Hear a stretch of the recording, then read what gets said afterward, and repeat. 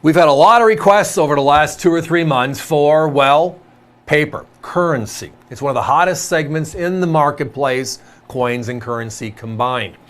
The challenge is finding the right quality note at the right price and tying it all together and finding more than 1 or 2 or 3 of something.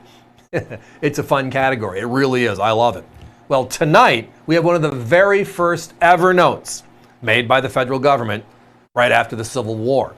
And it's that lucky $2 Jefferson. Yeah, the $2 Jefferson large size. Tonight, for a few minutes, let's have some fun. So, federal currency all came out from the Civil War time frame. We needed funds to basically what? Finance the war itself. And the earlier notes were called demand notes, or IOUs. And they basically said, in 5 years, we'll give you your money back. And that's how they worked. Quickly thereafter, they introduced fractional currency. We've talked about that a few times. And then they introduced something called legal tender notes. The red seals, as you can see right here. Basically, good for debt, etc. And during this time frame of growth throughout the 1860s, 70s, into the early 1900s, all of our notes were big size notes.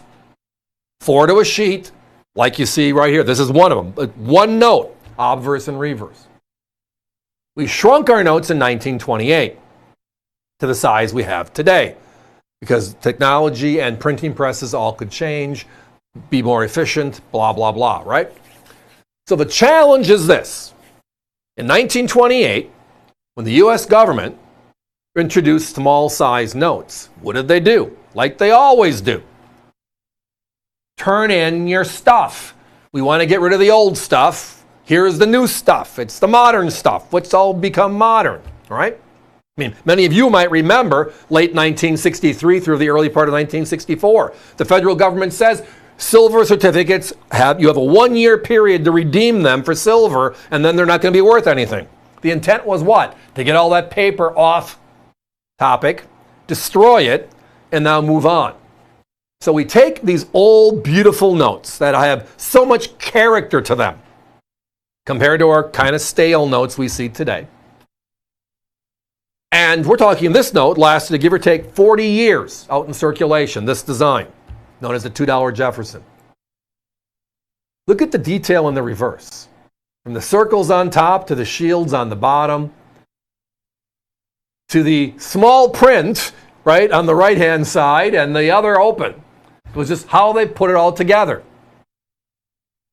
We have our third president, all right, Mr. Jefferson, right?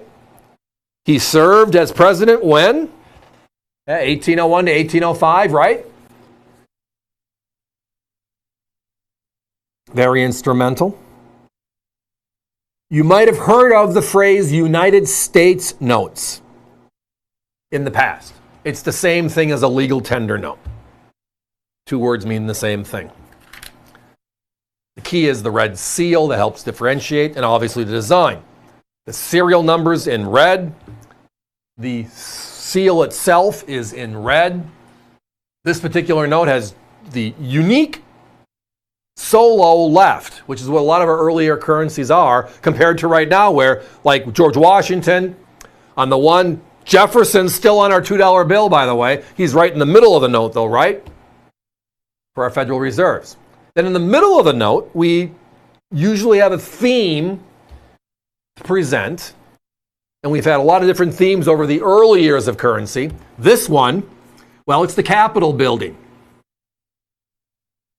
If you look at PMG, which is NGC's grading arm, and they're the ones that have very tight how many notes we've seen. PCGS sold off their service and then brought it back. We don't know what happened in those middle years, so we respect the grades on the notes. We just don't know if there's 4 of them or 8 of them. PMG, we do know how many there are. And we use it as a gauge. How many notes have they seen? When you look at these early $2 large, the Jeffersons, this note, you're looking at numbers where they've only seen 2,500 notes in 20 years, all grades. Now, I know this is not a certified note, but we look at that number as a comparison to other types of information around it. The 23 large, the last $1 silver certificate, right? Well, there's 25, 30,000 of those that have been seen. You go back a decade earlier, or two, when you get to this note, you're seeing only a few thousand known.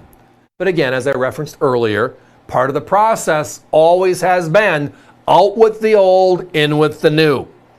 And if you brought this big note into the bank in 1928, when the new note was out there, they would take this big note and not give it back to you. They would destroy it, turn it into the feds, and now the small note's taking place.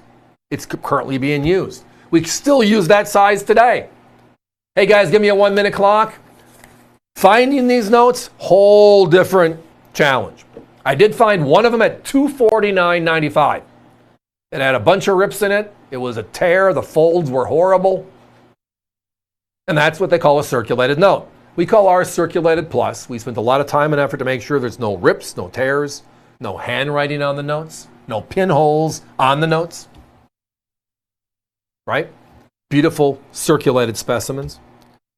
We did find one of these notes, comparable, but not as nice, comparable. And they were at $400. So whenever we can find them, as I said earlier in this conversation, it's the challenge of finding just notes where the price fits the quality. They come together properly. Again, $249 for a note that looks like it's 150 plus years old, right? Or this particular note where it's a beautiful representative of this time frame. Jump to Unk? Yeah, thousands. This is a beautiful note. So yes, we're covering the bases tonight. We got a couple large size notes. This one, the $2 Jefferson.